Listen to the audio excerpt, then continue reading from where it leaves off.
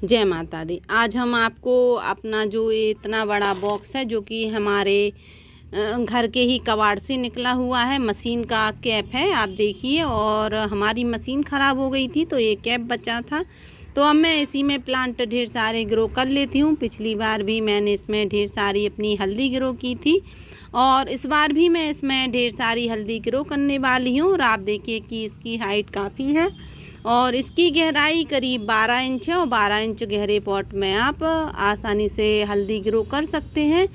बस चौड़ाई ज़्यादा होनी चाहिए। तो आप देखिए कि इसकी चौड़ाई काफ़ी है, तो इसमें हल्दी बहुत अच्छे से ग्रो होगी। हमें इसमें मिट्टी की ज़रूरत नहीं रहेगी ज़्यादा, थोड़ी सी ही मिट्टी में हमारा ये पूरी हल्दी ग्रो होने वाली है। आप देखिए ये हमारी हल्दी है और देखिए इसमें स्प्राउट्स जो हैं वो शुरू हो गए हैं आना। इसका मतलब ये बहुत फास्ट अब लग जाएगी। और बस अब आप मई के बाद हल्दी ग्रो नहीं कर सकती हैं क्योंकि बारिश में हल्दी ग्रो नहीं होती है। तो अगर आपने अभी तक हल्दी ग्रो नहीं की है तो अभी अपने गार्डन में आप हल्दी ग्रो ज़रूर कीजिए। हल्दी से बेनिफिट काफ़ी होते हैं आपको अपने गार्डन में। एक तो आपके जो प्लांट की मिट्टी होती है बहुत अच्छी हो जाती है और साथ में आपको ढेर सारी ऑर्गेनिक जो हल्दी है वो खाने के लिए मिलती है। तो चलिए हम कचड़े में ही ढेर सारी अपनी हल्दी ग्रो करने वाले हैं। ज़्यादा हमारे पास ना तो कंपोस्टिंग है इस समय, ना ही मिट्टी है, बस हमारा जो घर का कचरा निकलता है बस वही है। तो हमें सबसे पहले इसमें कुछ कचरा मिलाना है नीचे की तरफ और इसमें कोई भी फंगस नहीं आएगी अगर आप इस तरह से अपना प्लांट ग्रो करते हैं तो। और आप देखिए कि मेरे गार्डन में कुछ जो हम पत्तों की कटिंग करते हैं तो वो जो गार्डन का कचरा निकलता है वो मैं इसी में डाल देती हूँ और दूसरी जगह भी स्टोर कर कर रखती हूँ। और आप देखिए इसमें कुछ कागज़ के टुकड़े भी हैं। अगर आपके पास इस तरह से पत्ते नहीं हैं तो आप कागज़ और गत्तों का यूज कर सकते हैं। और जो घर में आपके किचन से जो भी कचरा निकलता है जैसे कि वेजिटेबल के जो छिलके निकलते हैं, फ्रूट्स के छिलके निकलते हैं, उनका भी यूज आप कर सकते हैं पत्तों की जगह।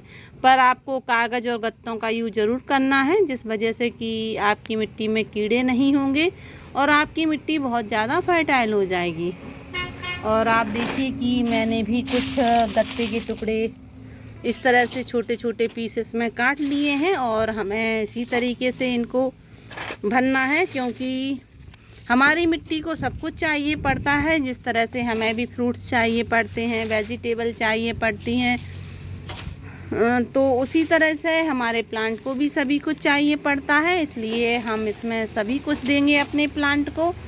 बस कोई खाद का यूज़ नहीं करेंगे क्योंकि अगर आपके पास खाद है तो आप थोड़ी सी खाद का यूज कर सकते हैं, लेकिन अगर खाद नहीं है तो फिर आप अपने प्लांट पर बिना खाद के भी इस तरह से हल्दी ग्रो आसानी से कर सकते हैं। और ये हल्दी आपको अभी लोकल मार्केट में शायद मुश्किल से अब मिलेगी क्योंकि किसानों के यहाँ अब हल्दी लगने लगी है और जितनी हल्दी एक्स्ट्रा थी वो बेच चुके हैं।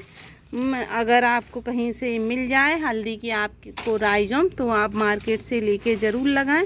कुछ किसान ऐसे होते हैं जिनके पास ज़्यादा मात्रा में रहती है तो मार्केट में अभी भी बेच देते हैं उनको, तो आप उनसे हल्दी ले सकते हैं।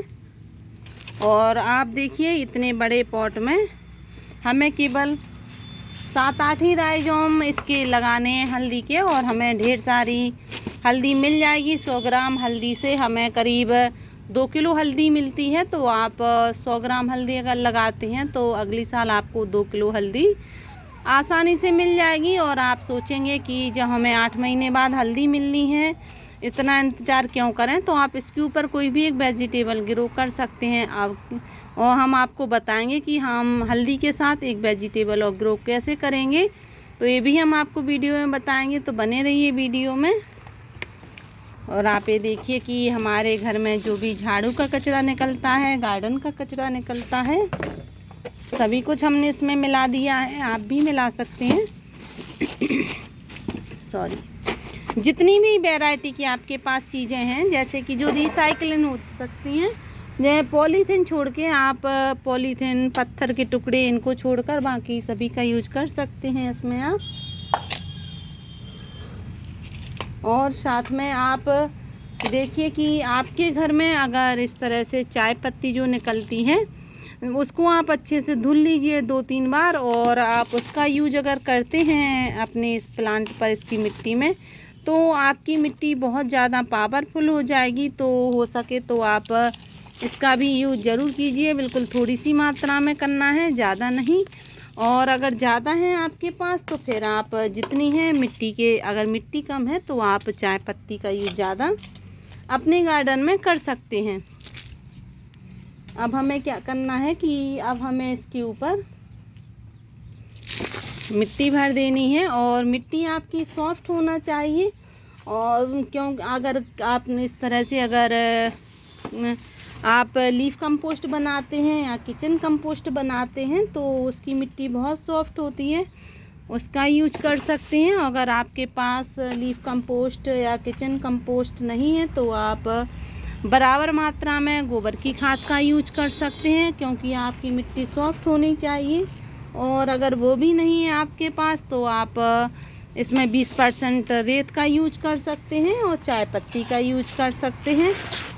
और अगर आपको गोबर की खाद कहीं से नहीं मिल रही है तो आपके पास अगर कंडी है तो उनसे आप गोबर की खाद बना सकते हैं। और मेरी वीडियो में बताया भी गया है कि गोबर की खाद हम कैसे घर पर तैयार कर सकते हैं, तो आप उस वीडियो में जाकर देख सकते हैं कि गोबर की खाद या पत्तों की खाद घर पर कैसे तैयार की जाती है। हमारी ये किचन कंपोस्ट की मिट्टी है, इसलिए अब हम इसमें ज़्यादा कुछ कंपोस्ट नहीं मिलाने वाले हैं, क्योंकि किचन कंपोस्ट की जो मिट्टी रहती है वो भी अपने आप में कंपोस्ट ही होती है। और आप देखिए कि हमें इस तरह से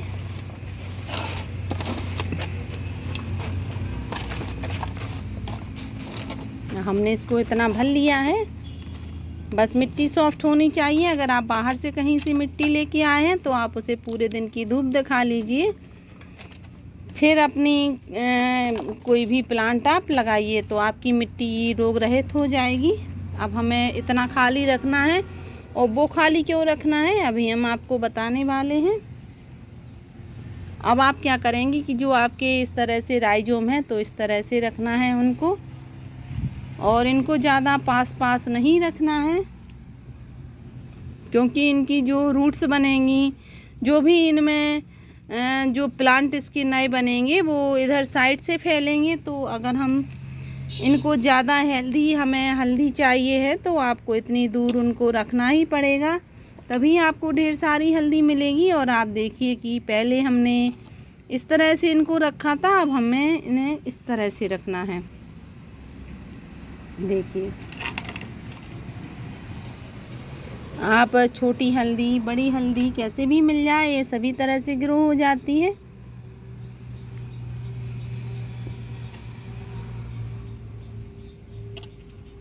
देखिए हमने इतने दूर दूर इनको रखा है, ज़्यादा पास नहीं रखा है। अब हमें क्या करना है कि अब हमें इनके ऊपर फिर से एक लेयर इतनी मिट्टी की लगानी है, जिस वजह से कि इनके जो राइजोम है पूरे अच्छे से ढक जाएं। और जितने आपके राइजोम की साइज है उससे डबल ऊंचाई पर आपको मिट्टी रखनी है।